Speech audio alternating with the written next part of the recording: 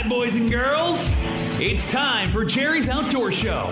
Heard exclusively right here on AM 860, FM 95.1, KWPC, the voice of Muscatine. Powered by Indian Creek Lure Company, the Sicilian Pizzeria, Mitchell Arms and Ammo, Pierce Custom Rods, Tailwater Marine, Deaf Guy Taxidermy, and RB's Outback Bait and Tackle. Like Jerry's Outdoor Show on Facebook. Jerry, our rods and reels are ready. Let's go fishing. Oh, boys, I'm just kind of reading through here this Voice of Muscatine paper here, and on page A7 there, I've been following this guy for quite a while, and boy, he's a pretty prolific writer, whoever this Jerry's Outdoor Show, and who puts these articles in here. Reading your own stuff, huh? Yeah, you know. Are you sure it's not his obit? No, I don't think they got the obits. Well, maybe I better check that. Maybe I better check that real quick. I was just talking to Tim Scott about that this morning. He said, man, I'll go to your funeral. I said me and RB will give the eulogy.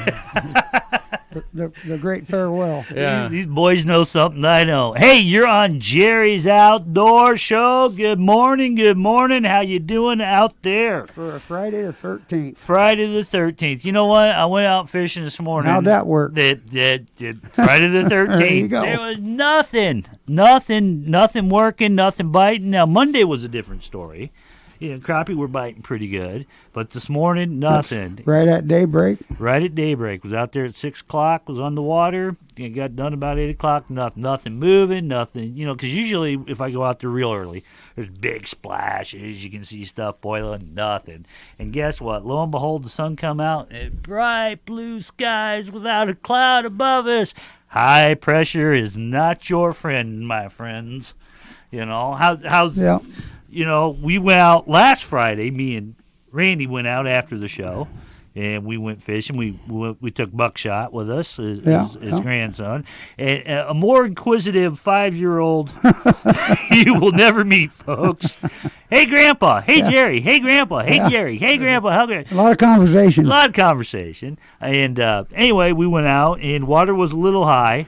We couldn't put in at the break, so we went down to the tubes down there.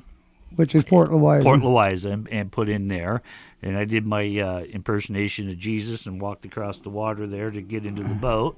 But we ended up just going across the pond there a little bit. And we tried one spot, wasn't too good. And then we went down to where Randy gets his willows from and put out there. And lo and behold, I had a cat snap. Well, first of all, I thought Buckshot stood on the end of my pole or something and kind of snapped it, and then he kind of ran off, and then, it snapped again. But, man, that cat it took off. It just took. He took it with some aggression. That was some stink bait cut bait I'd cut up. Yep. And, actually, I was wanting to see if the hacklebacks was running on the sandbars because that's where we was fishing. Mm-hmm. Come to find out, everybody's up in the breaks catching catfish right and left. Right. But they're trying to catch crappie. Right. The catfish are right up in them weeds. Right. And that's, So did you clean that catfish? Yeah. Was his gut full of worms? Or, no. Night crawlers and stuff? Usually because when it's like flooded crawdads. Oh, it's full of crawdads. Yeah. All right. I know. Old Buckshot was getting kind of worried there when I said, usually I don't keep fish, Buckshot. I usually thought he was getting all sorts of powerful concerns. Hey, he's one of them that likes to, when you get them, you take them home, you clean them, and then you have yourself a sandwich. And that's what he likes to do every time. He was all about it because he kept opening up that live well because Grandpa would tell him, he probably swam out the live well. And yeah, he's gone. He kept opening it up to make sure he was in there. But it was a good time, But like I said, you can get in Muscatine, you can get in Kilpeck Landing, and then Port Louisa. Other than that, this pool, you can't get in the breaks. You can't get in Flaming Prairie. Mm-hmm. In fact, you can't even camp down there right now. Mm-hmm. They got that shut. But, you can get into Eaglefield. You can get into the breaks, but you're going to have to travel a little bit to get there. Mm-hmm. But we got to get some weather. Right. You know what? I It's am. up and down. Up yeah, another I'm inch not- and a half of rain tonight. Yeah. How deep's the water in Eagle Field? How now? high is the water, Mama? Right, 5 foot high and rising. Johnny Cash, wasn't it? Yeah. Uh-huh. You guys give me crap about my singing. What we Well, got just going on we'd here? rather you hum. How deep is it in Eagle Field? Have you been back there? No, I haven't. Okay. But when the river's 12.3, you can, or 12.6, you can drive right back in there. That's good fishing when Oh, it's yeah. flooded back in there. Yeah. I'll tell you. Yeah. Yeah. I'm not a fan of this pattern we're on, where this No. rain and then it rains and then it stops long enough that you can mow the grass, and then it starts raining again. So Right. yeah, I'm not a real big fan of this rainy pattern we got going on. But hey, It's May. it's May. It's Iowa. It's Snow June. tomorrow. It's July. It's August. Well, it's been a great season, folks. We'll see you later. So hopefully it ain't that way. So what do you know, Lonnie? What's going on in your neck of the woods, brother? Well, I mowed 11 hours yesterday, and I got my yard done, so that was good. The day before, went out in the pond, and the biggest channel cat we caught was an 8-pounder, and we caught. This is not I know a fish story, but catfish, bluegill, crappie, sturgeon. Oh yeah. Even caught some sturgeon. Yep, and it caught 6 different species out of there. And Out of where your pond? Out of the pond. Yep. Okay. Yep. And night crawlers and minnows. Yeah. And that big catfish, a majority of the catfish we caught maybe a half a dozen of them, smaller ones. But that big one was all taken on minnows. Yeah. Yeah. But Monday I went out and the crappie were hitting real good. The secret out there was I'm using these orange-tailed, thump-tail grubs. I'm just using jigs, no minnows in that. Hit the end of the stump, like if you got a tree laying down, there's like where you can see the root ball. That bam, pull up a crappie. Bluegill were biting this morning. Nothing. So you say we got a phone call? Yeah, Still got on a there? call. Hey, you're on Jerry's Outdoor Show. Who do we got on the line with us? Hello. I just hung up. Yeah, well, it was a phone company checking out the line, making sure it's going to work. Right. So anyway, with that tied into it, the fishing reports have starting to come in, so we're going to go ahead and redo this segment right now. So here is your fishing report as we know it.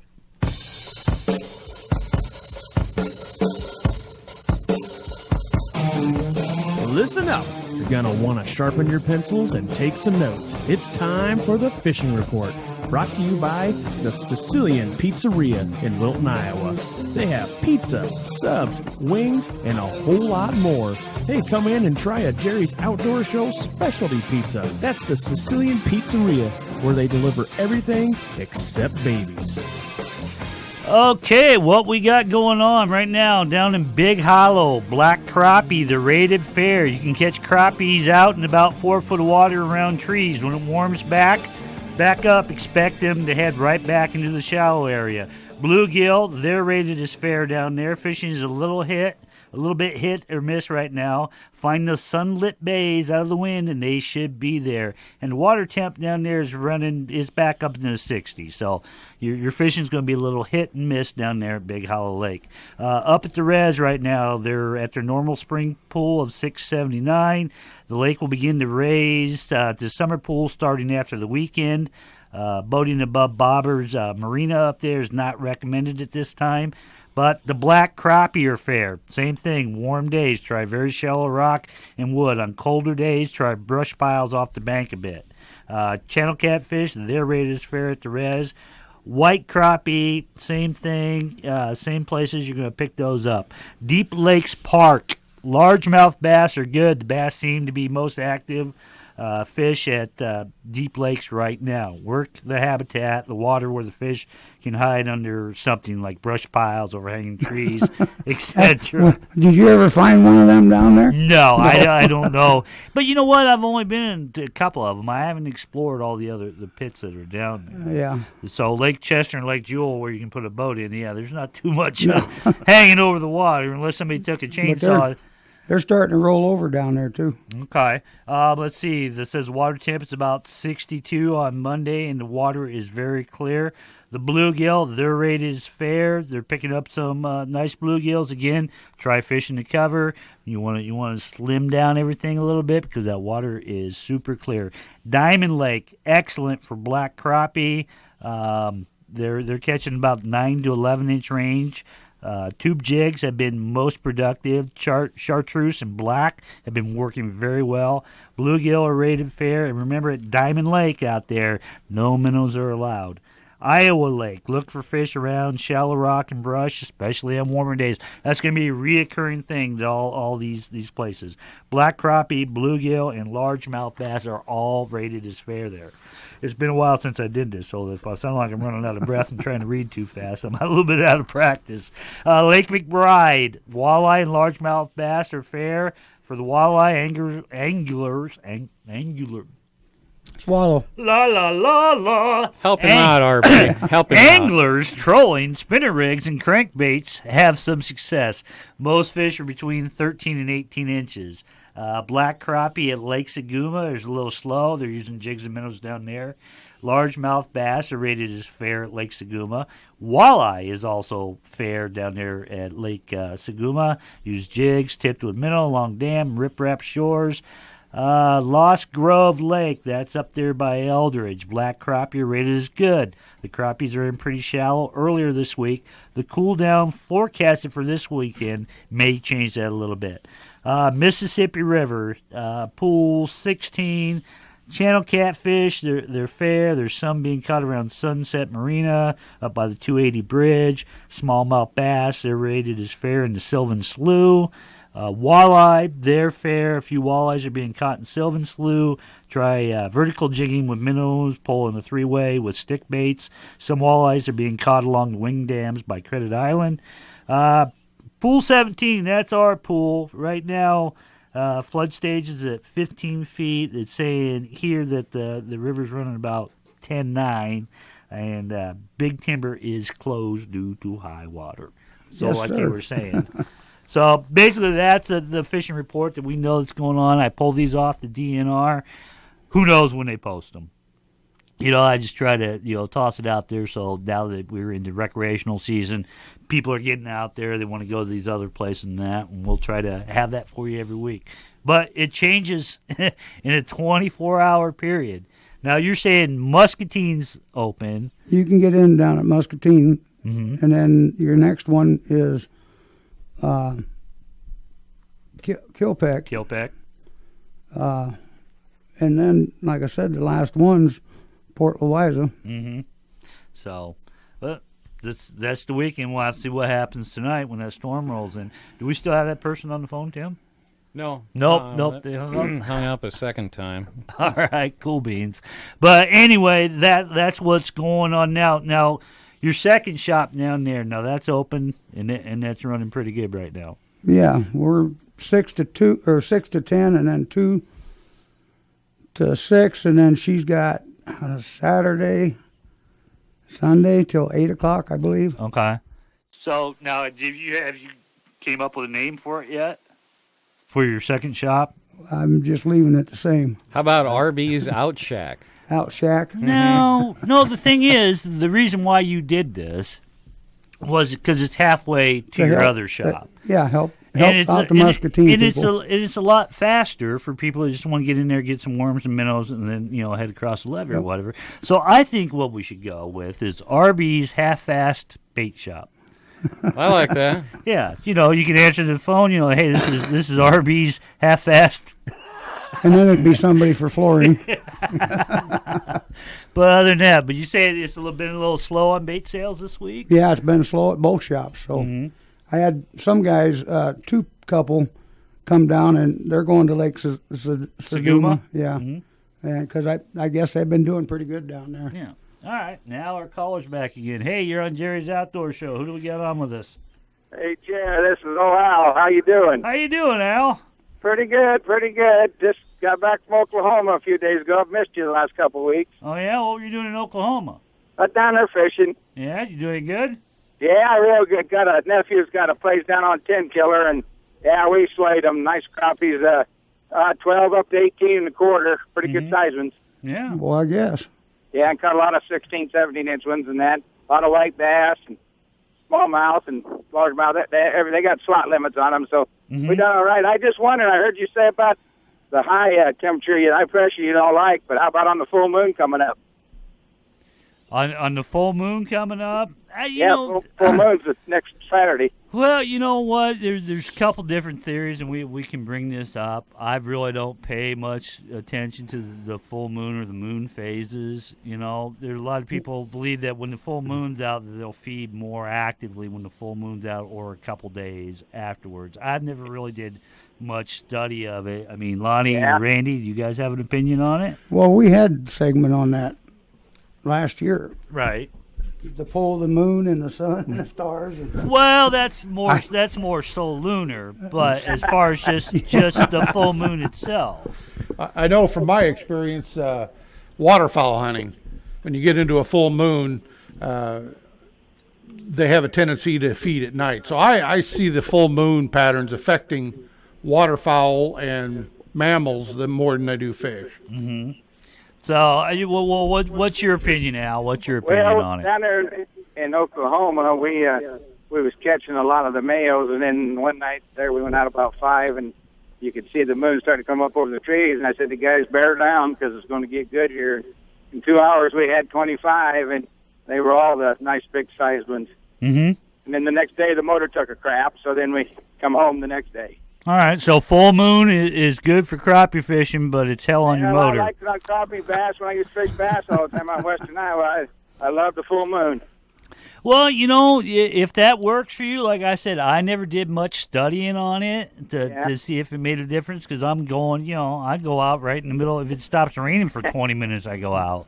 So kind of like everything else then, and everybody else got their idea of things. Right, and I'm a catch and release guy, so I'm not, you know, doing it to stock my freezer or anything like that. So I have never two pretty much, except when I drive 600 miles, and I want to have a few to bring home, you know. Well, there you go. But you're in Oklahoma, so you know that's why they have so many tornadoes down there, right? Yeah, well, there was some close down there when we was down there. Right, so, it's because Texas is hot and Kansas is cold and Oklahoma sucks. Yeah. I don't think we're going to have too many people from Oklahoma. Good one to end it on. You take care, and we'll talk to you again. We'll see you later, Al. Thanks, Al. Bye. But no, and truthfully, I've never really put much thought or much study into it, you know. So maybe well, that's like something on I can Flathead, that they do a little better when the moon's out because when they're sitting on the bottom, they look up, they can see. Right. Because they're a predator. Right, and it would stand to reason because but it's a clear sky. You can see the moon. The moon illuminates the water. They can see it. They come. That's how simple I keep it. But they're going to crappie fishing, I don't. Hey, if it works for you, it works for me. And get the pontoon out. There you go. Hey, this is Jerry's Outdoor Show. We're going to slide into a commercial break, and we're going to be right back. Don't you change that dial. We've got some more great fishing advice coming up. Actual fishing advice may not be helpful. Right here on Jerry's Outdoor Show on KWPC AM 860 and 95.1 FM.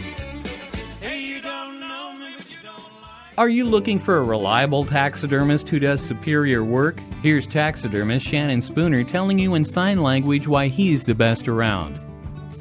Oh, we forgot to mention, he's deaf. Deaf Guy Taxidermy in Clinton mounts every type of game imaginable, from deer and coyotes, fish and ducks, you name it, he can mount it. Text him, please. Don't call 563-613-4411 or send him an email to deafguytaxidermy@icloud.com. Deaf Guy Taxidermy, proud sponsor of Jerry's Outdoor Show. Listen on KWPC Friday mornings at 10 a.m. Shannon wishes he could. Indian Creek Lure Company is your family-owned tackle shop. They carry the finest in bass fishing products. They carry items not found anywhere else. In fact, if they don't have it, you don't need it. Indian Creek Lure Company specializes in the more specialized tackle. Indian Creek also carries Dobbins and Denali fishing rods, as well as their own line of Indian Creek rods. They can help you spec out a custom rod that's the perfect fit for you, and they cater to bass clubs and tournament anglers. Check out their website, IndianCreekLures.com today. Mitchell Arms and Ammo is your locally owned gun shop. They're a small shop with a huge inventory that puts its customers first. Owner Troy Mitchell takes his time to find the right firearm to fit your needs. Visit them online today at MitchellArms.com or like them on Facebook for special offers and start searching their thousands of accessories and firearms available. They offer online pricing and local pickup. No freight or extra fees. Just add tax and pick up at the store in a few days. Warranties honored locally too. Stop by Mitchell Arms and Ammo on Plaza Place in Muscatine.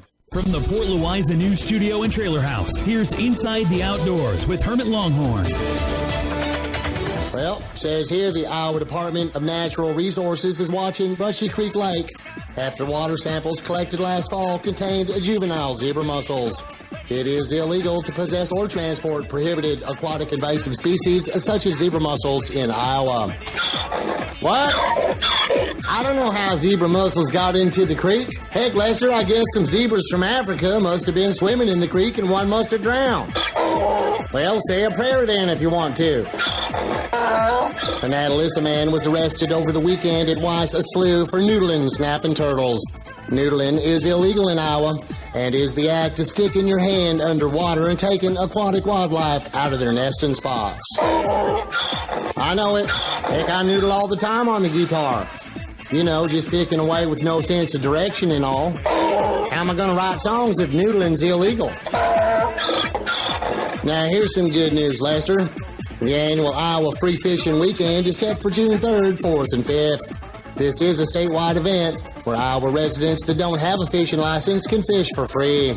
All regular licensed anglers are encouraged to avoid places like Chicken Creek and Discovery Park on that weekend, as it will truly be Thunderdome on and around the water.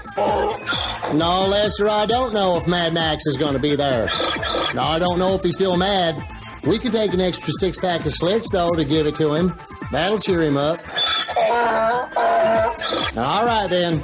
And finally, anticipation of Jerry's Outdoor Show first public fish fry is building to a fever pitch. The event will be on June 18th at the VFW in Muscatine. Jerry's Outdoor Show would like to issue a warning to any fish fry attendees. Jerry's in-laws from Florida plan on attending. Binge drinking and a few fist fights should probably be expected. Now, you ain't gonna be starting no fights, Lester. Hermit ain't getting his guitars broken and amplifiers all smashed up and all. Today's outdoor news brought to you by Tim Scott's Muskrat Seasoning. Made from a secret recipe of 15 herbs and spices. Try some and your family will say, "Damn, that's so good, muskrat." That's Tim Scott's Muskrat Seasoning. Sold exclusively at RB's Outback Bait and Tackle. Well, there you'll have it. This is Hermit Longhorn reporting from the inside of the Outdoor Show. Damn, that's some good muskrat, Paul. Yeah, we had a lot of years of getting that into the general public, but yeah, you can get that down at RB's now. Yep, the crock pot's plugged in. Mm-hmm. Here we go. Oh, do you season muskrat? Do you, or you just flour it up? We put a little salt and pepper on it years ago, but that's all you need. And yeah. Boy, that's some fine eating right there. You bet it Good is. stuff. Good stuff. I'll take your word for it. Hey, you know what? I tell everybody out there all the time, hey, I have an email address, or you can get me on Messenger. You can go to Jerry's Outdoor Show at Gmail and send me a letter. And that's what I did. I had somebody, well, they don't send letters, they send emails. So I had a fan earlier this week. He texted me an email, and he said, hey, I'm wondering about this pond that's down by Curry's by 61. Now, if you remember when they turned it into a 4-lane highway, they put a couple ponds up north, and they put a couple ponds down south. And, well, lucky for us, I said, you know, Lonnie worked for the DOT for 35 and a half years, and he is pretty much the expert on this, and I'm just going to kick it to him, and I will let Lonnie explain what a borrow pond is, or a borrow pit. All righty. I'll keep it short and simple, because there's a lot of information out of this for this, but a borrow pit is just an area where they needed fill for the roadbed or a bridge end. And they go in on the farmer and ask him how they want to mediate that. Some farmers want to have a pond afterwards. Some of them want it turned back to as close to original as possible for farming. And that's basically how it's wrote up. They use the fill out of it and leave a hole, like in that particular situation. So they're borrowing the dirt. They're borrowing the dirt and the fill out of it, yes. Borrow hose. Those particular borrow areas are not legal to fish in anywhere statewide. And the state usually holds on to those borrow pits for 5 years after the road project is completed. Okay. So that means that even though they're in limbo, they're not legal to fish or hunt or anything else in. And the one down there on 61 South has been well past the 5 years. Correct. And I did some background check after an email contact from you there and stuff yesterday that the one here on 61 right. up at 41st Street has not been sold. Okay. It is still owned by the DOT. Okay. So it means it's not legal to fish in there. All right. The caveat to that is they are going to reapproach reselling that piece of property. Mm-hmm. I've been in contact with the city administrator, Muscatine. They're kicking it over. At one time, they wanted it. The previous landowner does not want it. Mm-hmm. So that means it goes up for It sale. could go, well, I can go up for sale. I got 100 right here in my pocket. I can throw in there if you guys want to kind of. I'll fish it back out. You throw it in there. There you go. I'll fish it for a minute. So that's the long and short of the. Right. Any of those borrow ponds anywhere are not legal to fish in due Well, to see, the liability and everything. The ones Right. north of Muscatine, now them farmers got them back, Yes. and they can fish those. Yes. And But with those- permission. With same as what- permission, Right. anybody else could. Yes. But those are considered private property. Yes, they are Exactly. now. Yeah. Exactly. Right. Okay. Yep. So the one in question was down south there between Nobody Franklin wants and it, yeah. the Currys. Well, I don't know if nobody wants it. It's just it's up for. Well, it hasn't been officially put up for sale. But me and Lonnie were talking this on the phone about what happens and why these things are dib. We got in a discussion about Wapello, and you brought up the thing about the DNR. Or the DOT, excuse me, and the DNR. I'll just let you before I get all complicated. When the DOT puts in a road and it goes through a wetland or a marsh area, and that's the only way they can put the road in, you say there's some sort of reclamation that they have to do for that? Yes.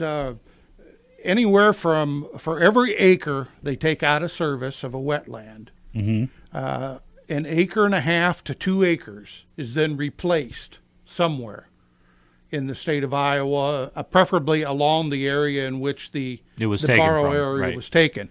That's why you see these little ponds and stuff turn up, because the DNR and the environmental systems would just as soon have them instead of just filling it back in and turning it back into farming.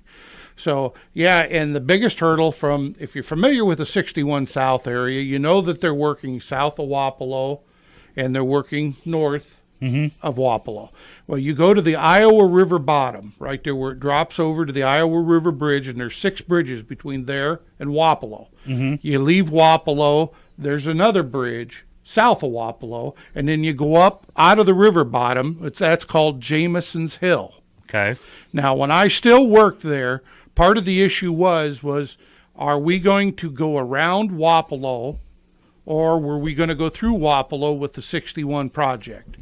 And I retired since, so I don't know what the answer to that is. I know that there has to be a lot of backfill brought in on this project to get that up to the road standards that the feds would require to fill out across that entire river bottom. So that part of that stage of the 4-lane system is still in the works. So with that, going through the bottoms like that, and then they have to replace all that. What did you say? It was like 2 to 1 or whatever? Yes, For every anywhere acre from 1.5 to 2 acres per acre they take out. That's the common practice. Right. Yes. But now you said something interesting. They just have to replace it somewhere in the state. Yes. They don't have to replace it in Wapello. They can, go to Des Moines and say, here you go. Yep. Here's there may be a big project anywhere. All it shows is that, okay, you took X amount of acres out of service. Now we need X amount of acres put back in service somewhere. So there you go, folks. That's how your government works. But no, I find it interesting because we'll get right back to the borrow pits or the borrow ponds there. The other thing that runs into, and we talked about this before, like the one down on 61, where are you going to park? Because legally you can't park on the shoulder of the road to fish it. So for the DNR, say the DNR took it over, then what they'd have to do is put in a parking lot. Yes. So you could park off the road to park to fish that. 61 all the way through is built with PDA accesses, which are predetermined accesses. Mm-hmm. That's what those little crossovers are in the median. Oh, that's where the troopers sit. Yes, yes. Those are predetermined access points. So in order for them, they'd have to go to one of those points nearest to the pond, which could be a pretty good distance, cross over and make a frontage road on the property or by the property to get to this area and make a parking lot. I guess the best example I can give you is take a look at Wheezy Slough. Right. On the south side of the slough where the old Tice Bridge used to be. Okay, yeah, I got you. Now, they have parking areas there. Right. When they took that over, they had to clear timber and make parking areas off of that county road because you couldn't legally park on that county road and go in there. So that's the same thing that they would have to do for parking for this fishing. Right, and that's why a lot of, like you said, we have these ponds, and everybody just thinks, okay, the DNR will come in and we'll make this a fish pond. The DNR don't want to spend the money exactly to put in the parking, the signs, this, that, and the other thing that they to make it legally because this day and age of suing everybody. Yep. You know, somebody goes down there, trips on a rock. Well, you didn't have a sign marking there was a rock, and I tripped. I need $6 million. That's why the DNR goes, we don't want it. You know. I can give you an example of exactly what you're talking about. Out in the Sigourney area, we had a project go through, and we actually had a commercial person come in and build a fence because of a particular turtle. Yeah, we got that down at the Big Timber. Yeah, a particular turtle. They had why'd you shoot that little bastard? No problem. No. Yeah, so they had to mitigate that, and there may be something in the water or there may be some reason why I didn't get into in detail when I talked to the right-of-way management in Ames this morning, that may be part of this reasoning for down there. But those are some of the examples that the DNR gets involved with and environmental studies that, it could be something as easy as a lizard or a turtle. Yeah. Yeah, I imagine so. But you say that goes on down at the Big Timber? Yeah, well, not so much the Big Timber. It's where the power plant is. Uh-huh. They've got a box turtle in there or something that's super old. Uh-huh. Well, they like living there, and they got a sanctuary there. Right. And they come down every year and park four-wheelers every quarter of a mile on the levee, and they sit and listen to frogs. And now these guys are trained to tell what frog is what species. And in the Big Timber, they've got some tree frog or some frog that hasn't been seen for a while, and they're trying to keep track of them. But come around my swimming pool at night, I'll tell you 30, 40, 50 tree frogs all over that thing. Yeah. Oh, and you can hear them creak on the right-hand side, they creak on the left, and it's him and her, and pretty soon they meet in the pool. They shut up, and here comes their cousins. Before the night's over, you got 50 of them in there. We didn't get him at the college teaching, You could lease out that pool area to the college the university for study. Well, it's actually DNR that comes down and does that study. Yeah.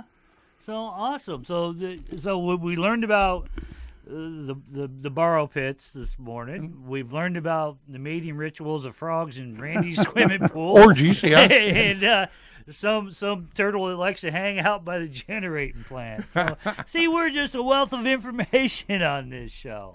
So, anyway, what we didn't get to last week, what we're going to get to this week is Call to Win. Now, when you hello there. It's the Colonel, and it's your time to win a prize on Jerry's Outdoor Show. I say, just give him a ring-a-dingy on the telephone. I say 563-263-8600, and you could win. Brought to you from our good friends at JB's Fish Sauce. Check them out at jbsfishsauce.com. And remember, fish just can't lay off the sauce. I say, good luck. All right. Hey, you're on Jerry's Outdoor Show. Who do we got on the phone with us? Hello? You're on. Go ahead. Yeah, I just called to see if I could win some JB sauce. You sure can. What's your name, pal? Dave Johnson. Dave Johnson. Hey, you going out today, Dave? I'm thinking tomorrow I'm going to hit the lakes, I hope. Now, are you the same Dave Johnson that sent me a message earlier this week about Chicken Creek? I am. Yeah. Now, what was your report on it? What was your take on that? We were hitting a lot of sunfish back in the south end there. Uh-huh. Little catfish. A lot of little catfish. Little catfish? Yep. Yeah, the bluegill bite's been pretty good out there so far this year. Catfish, not so much. But we hit something I wanted to ask you about, actually, was we were hitting these, they looked like panfish, but they weren't crappie, they weren't bluegill. Shad. They had like stripes down. Oh, they had stripes down? Were they whitish looking? Because I've seen a lot of big shad in there. There's a lot of big shad in there. I haven't seen too many stripers in there, but there's a lot of shad in there this year. If you're familiar with out there fishing, there's a guy that lives out there next to it, and he's got that little dock area there. There's a little homemade dock. Yep. And one particular morning when I was out there, I saw some pretty big shad swimming around. They were up towards the top. It didn't look like they were going to live too much longer, but that could be why it's a little slow out there at times, because there's a lot of food in that water, and we haven't had no flood to come through and flush everything out. So, but you're doing good on bluegill, right? You too, thanks. All right, cool beans. Hey, stop out here at the station, and that's 3218 Mulberry. I got it. After 4 years, I got the address. Hey, Dave, we will have a thing of JB's Fish Sauce sitting here for you. Thanks for being a big winner, and thanks for calling in today. Thank you. All right, cool beans. Have a good day. So, yeah, the guy I was talking to, I usually talk to, and he lives out there, and he said something that kind of piqued my interest when I was out there fishing. He goes, notice how dirty this water keeps staying? And I said, yeah, it does kind of seem to have like a gray tinge on it. He goes, I think that farmer up the road, I think he's got something there, and he thinks it's polluting down that way. So, I don't know if we call it DNR or whatever. I don't think it's on purpose. I just think it's runoff, but I have noticed it is staying quite dirty and staying kind of gray. But that goes for any place that you're fishing out there. If you know that the water is looking a little weird or a little weirder than normal, or if you're starting to see a lot of fish kill, call the DNR.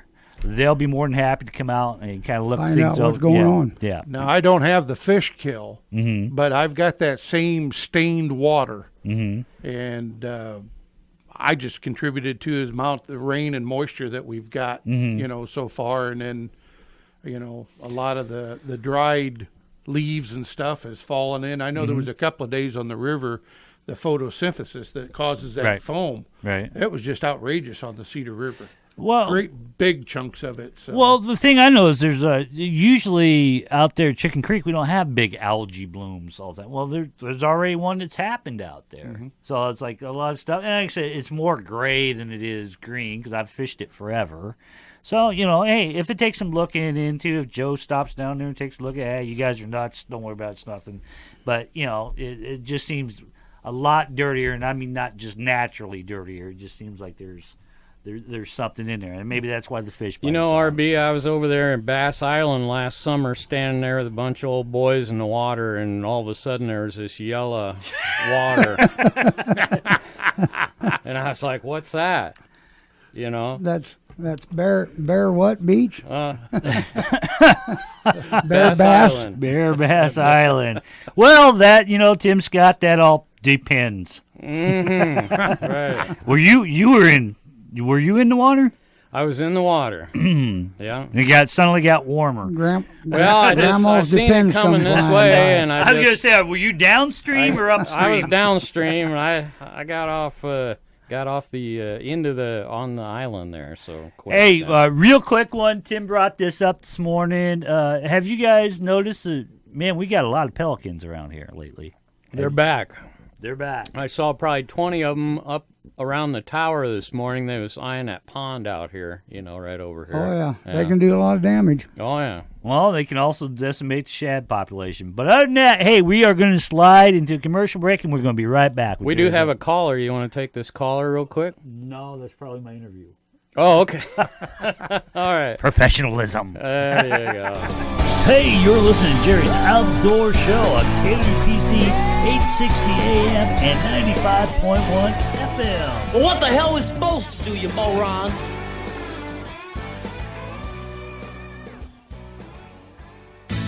Pierce custom rods are handcrafted of the finest materials available and designed to provide the most enjoyable fishing experience imaginable. Each rod features a perfect blend of power, action, and detail customized for the user. If you want the utmost in performance, quality, feel, and appearance from your custom rods, choose Pierce Custom Rods. Search Pierce Custom Rods and like them on Facebook or call 563-299-8645. The place where he was born and raised. Sounds like a place to fish or baiting down at the bottoms. This is Randy Brewer from the Outback Bait and Tackle Shop. When you're ready to go fishing, to hit the river and local fishing holes, come and see me. I've been fishing our local areas for over 40 years. I'll be able to set you up with the right bait and tackle for our fishing holes in the area. I'll even throw in some of my experienced fishing advice. So before you head out to your fishing hole, come see me at the RB's Outback Bait and Tackle, located 16114 County Road X61 here in Muscatine. Call me at 563-506-0490. Sign says 9 to 5. Call anytime after. We'll get your bait. Is your boat not starting well or running to its fullest potential? Have Nigel at Tailwater Marine take a look and have it running tip-top again. Conveniently located on Mississippi Drive, just south of downtown Muscatine, Tailwater Marine has years of experience and the skills to keep you worry-free on the water. Tailwater also carries towables, water toys, and accessories for your fun and safety on the water. Call Tailwater Marine, 563-264-BOAT. That's 563-264-2628. That's a spicy meatball. The Sicilian Pizzeria in Wilton is now serving domestic and import beer plus wine that complement all the great dishes prepared by owner and our friend Gary Brown. The Sicilian brings you the taste of New York Sicilian-style pizza plus Chicago favorites like Italian beef, meatball, and many more delicious authentic sandwiches. Really hungry? Order a Chicago-style stuffed pizza. Mouth-watering good. It's the Sicilian Pizzeria, 912 West 5th Street in Wilton. Call and place your order with Gary today at 563-732-9396. Satisfy your taste buds with the Sicilian. Kind of on the way. Yeah. All right, we are back. A little preempted.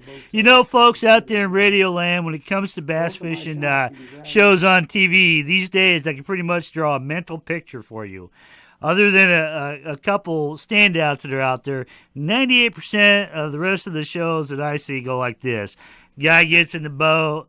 Guy tosses out a lure. Guy explains, son, look how he inhaled that lure. Guy holds up fish, throws it back in. That's pretty much all the bass shows out there. Well, I'm here to tell you today we're going to let you in on the ground floor of a new concept of a bass fishing show hitting the airwaves soon. I was pretty excited when I talked to one of the stars earlier this week about the premise of this new style of fishing show, and I think you will be too. Please say hello to Tyler Feaster all the way down in Kentucky. Do we have you, Tyler? I'm here. How you doing, bud? Oh, I'm doing fantastic. It's Friday. Yeah, it is Friday. You know, like I said, we got this high pressure sitting over us. So far this morning, the fishing kind of stunk around here, but we'll see if that changes this afternoon. I'm always willing to try.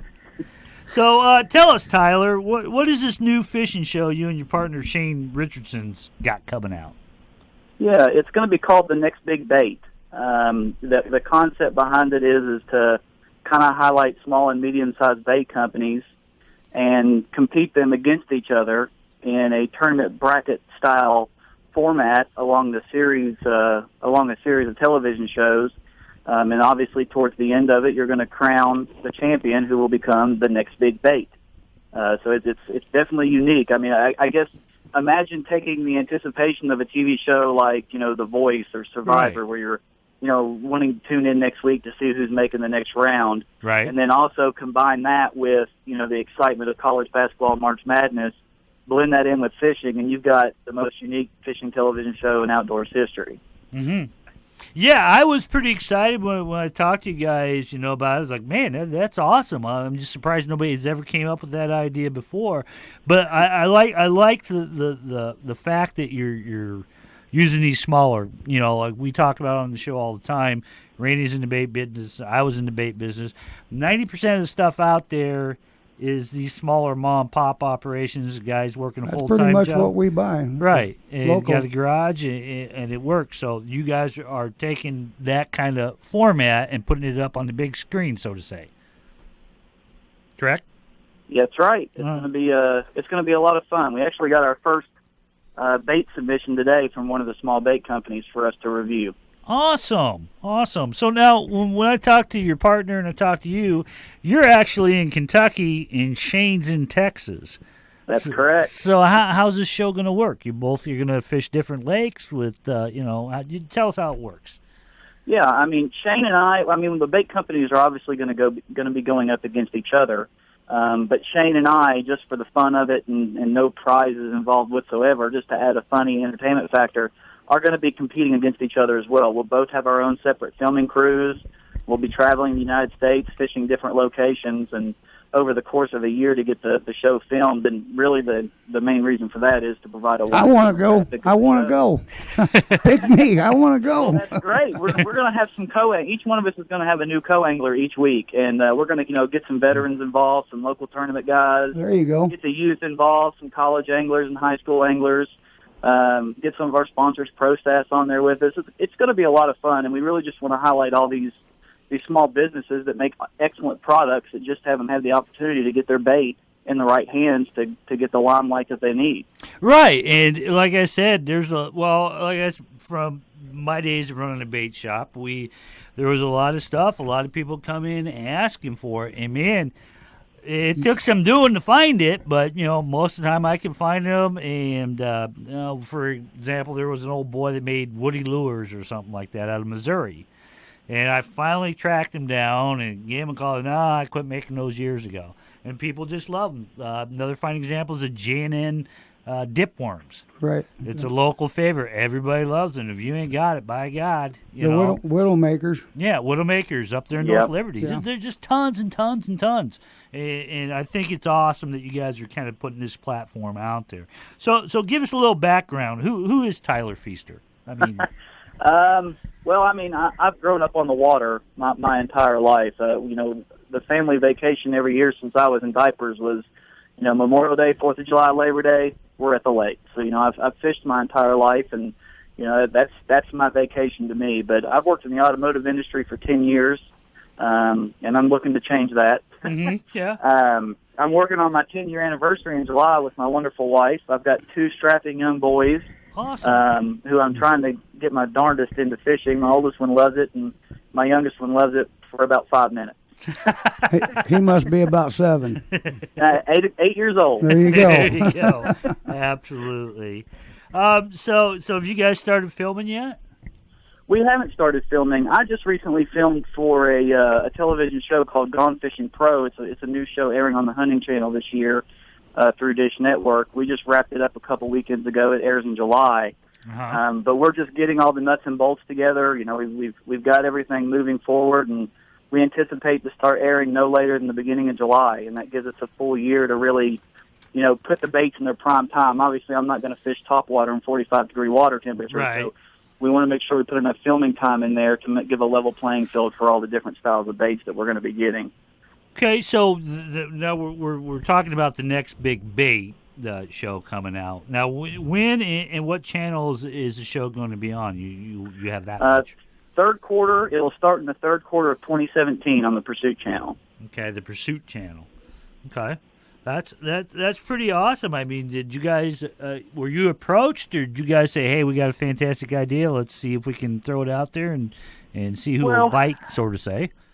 I was given with the Gone Fishing Pro opportunity. I was given a lot of positive feedback and told that I really need to consider doing this moving forward. Mm-hmm. And of course, I hit up some people I know and kind of talked about it. And Shane was one of them, and he had been sitting on the idea for the next big bait for quite some time. I mean, he owns a small bait company, which will be completely separate from this show. His baits won't be on it, but I mean, he knows the woes of being a small bait company. Right. So he asks the same questions that all the other bait companies. If I could just get these baits in the right hands. So we joined forces, and we thought that the idea was just, completely exclusive and unique to anything that's been out there. So we said, you know what? Let's go after a pretty decent TV network and see what happens. And right. All they can say is no. That's right. I can take a no. Yeah, I've been married too. I'm well versed in the word no. But no, with that, now we're saying we're going to be using these smaller guys as baits and lures and all that. Now you guys you're just popping them out of the package, how they come, and you're going to toss them. I mean, you're not tweaking the lures, you're not doing nothing. It's a fair test. No, they're going to come out of the package, and we're going to use them as is. You know, as the manufacturers make them. Now, I mean, we're going to use standard angling techniques. So, you know, we're urging these bait companies when they do provide us the baits to, you know, consider, you know, if you're in it to win it, you know, provide us with the different styles of colors and sizes to adjust for water clarity and things like that. But I mean, we'll use normal angling techniques. I mean, you know, if the bite's slow, and we need to trim down the skirt on a jig or something, we might do that. But other than that, no, we'll use the baits as they come. Okay, now, so somebody that's listening to this right now, if they're listening to it live or they listen to it on the replay on jerryspodbean.com or anything, and somebody's listening and saying, by God, I got a small bait company. By God, I got a small lure. By God, my thing would be perfect for this show. How do they get a hold of you, Tyler? Well, they can email us at thenextbigbait@gmail.com. And I highly urge them to go to our Facebook page, facebook.com/thenextbigbait. And there's all kinds of posts and instructions on there on how to get in touch with us as well. They can private message us, and we'll get back to them immediately and set up a phone call and go through the details and get the ball rolling. Yeah, that's awesome. And I know you got one of my, I just picked this guy up a couple weeks ago, but James Block from JB's Fish Sauce. Yes, JB's Fish Sauce. I've used that for quite some time, so we were excited to be able to work with him. He's going to be our exclusive fish attractant provider for the TV series. Yeah, I've used it. He sent me a whole case, and we give it away every week. Well, you know, single serving bottles. We don't give a whole case away every week, but we've taken it out, and yeah, I've caught some big crappie with it, and it really works. And I'm really kind of proud of the fact that you're going after the smaller guys and you're trying to get them involved, and that's what we try to do here on this show. We're all about the little guys because we've all been there. And you know, now we're finally in a position to kind of help some folks out, and I'm happy to do it. And I'm pretty sure this show is going to be a success. I mean, I'm excited to watch it, and that's called. It's going to be a lot of fun to do. I mean, we got another small company on board that's growing very rapidly. New Pro Products. Mm-hmm. They make the VT2 ventilation systems for the live wells, so it was really important for us to sign and have an exclusive fish care provider because. I mean, even though we're not doing these long tournament-style weigh-ins, when you're filming and setting the scene, and you might have to, you know, I blunder over my words from time to time, so we might have to reshoot a scene. You know, those fish are going to get hot in the live well, so we wanted everyone to rest easy and let them know that we've got the fish taken care of, and they'll get back into the lakes nice and safe. Yeah, you know, and that's the thing about filming a TV show. I've read many articles by many different guys that have many TV shows out there, and it takes a little bit longer than a half hour to film a TV show, doesn't it? Even though that's what airs. I mean, typically, you know, I filmed every weekend for 3 months just to get a 30-minute episode together. So yeah, it takes some time. Right, exactly. So you're make sure you're wearing the same shirt and wearing this and that. You know, and the fish ain't cooperating that day. They ain't cooperating. That's right. That's the way it is. But other than that, we look forward to it. And like I said, we'll have you on a little later on the season. Give us an update, see what's going on. You can contact them through Jerry's Outdoor Show Facebook page or Jerry's Outdoor Show fans page.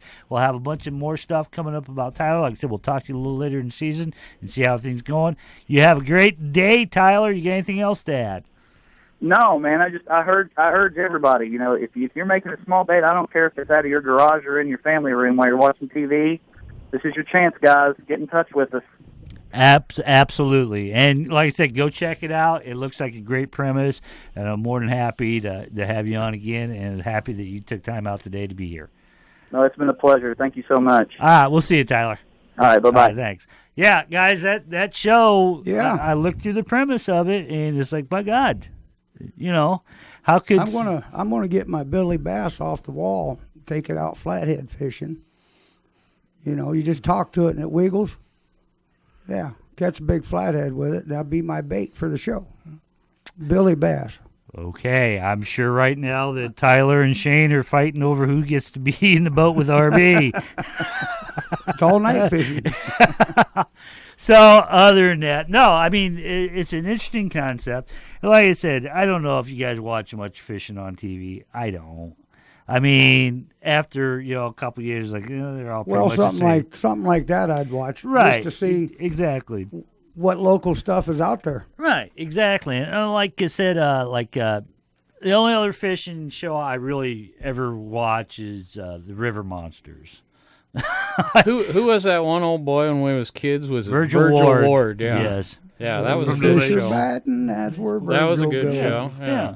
It was the only show. We had Yeah, three it was the channels. only- yeah. Well, that's true. We had 3 channels and nothing on it Sunday afternoon at 5 o'clock. He was also one of the few fishermen that got caught with scuba divers under his boat while he was filming.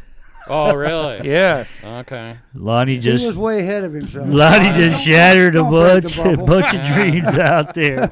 Just a bunch. Little ahead Tim, of his time. he didn't help us much, did he? Oh, somebody used to come in the shop and complain about there was a fishing show back on in the 60s or something. It was like Bing Crosby and Bob Hope or something. They did like this half-hour show, and they were catching salmon out of this creek, and then it got exposed that they had the creek blocked off at one end and blocked off at the other end, and they'd starved the fish for a week, so they'd hit your shoelace, and, I was like, oh, my God. Even back then. But no, it is true. Most of these fishing shows, like I've read, it can take them anywhere 3 to 4 days, 8 hours a day, 10 hours a day, filming just to get enough for a 30-minute show. Keep an eye on the sky, and you'll see how many days it took them. Right, exactly. And whereas into this show, it only takes a couple puffs of a cigarette and a little swig of whiskey, and we got a show. I was going to say, about 15 till 10 every Friday morning. We just brainstorm and then we go on. So I really wouldn't call it a storm. I'd call it a passing the shower. perfect storm, yeah. So anyway, what's your big plans this weekend, boys? What do you got going on, Lonnie? Depending on the weather, I've got some yard cleanup I want to finish, and I do want to hit some more fishing. Yeah, I think mushrooms are pretty much over with. Done. Yep. Done. Over with. How about you, Randy? What you got? Yeah, okay, let's go. All right. I just got to stop at the house and hang a little bit of trim in the kitchen. Yeah, and that's what happened on the last porch. week. Yeah. See you at 3. Yeah, no problem. But other than that, that's what I got going on. I might try to get out tomorrow, but everybody's like, oh, it's going to be 57. You know what? In February, you would have been on your knees praying for 57. Now you get 57 in May. Oh, turn the furnace on. My gosh, goodness. What do you got? What big doings you got going on, Tim Scott? Well, I got to stain that trim that Yep. you're going to help me put up sometime, and I got me a big old date tonight. Oh, yeah. Cool. Yeah. So is this a woman or... Yeah. Yeah, it is. Well, this day of transgender stuff, I don't know. We're changing the bathrooms every day. I don't play on that game field there. All right. Well, cool beans. If you're out on the town tonight, you're going to be in Muscatine or up in the cities, keep your eyes out. Davenport. Keep your eyes open for a good-looking lady with our good friend Tim Scott. Make sure you send me plenty of pictures. Okay. I meant for the people out there, so we have evidence that he actually did. Right. But anyway, hey, this is Jerry's Outdoor Show for Lonnie Ford, my good friend Randy Brewer, my good friend Tim Scott, my good friend Brad Hesford, and for me, Jerry's Outdoor Show. We'll see y'all next week. You've Bye-bye. been listening to Jerry's Outdoor Show. Special thanks to Indian Creek Lure Company, the Sicilian Pizzeria Wilton, Mitchell Arms and Ammo, Pierce Custom Rods, Tailwater Marine, Deaf Guy Taxidermy, and RB's Outback Bait and Tackle. Tune in every Friday morning at 10 a.m. right here on AM 860, FM 95.1, KWPC, the voice of Muscatine. Well, I love her,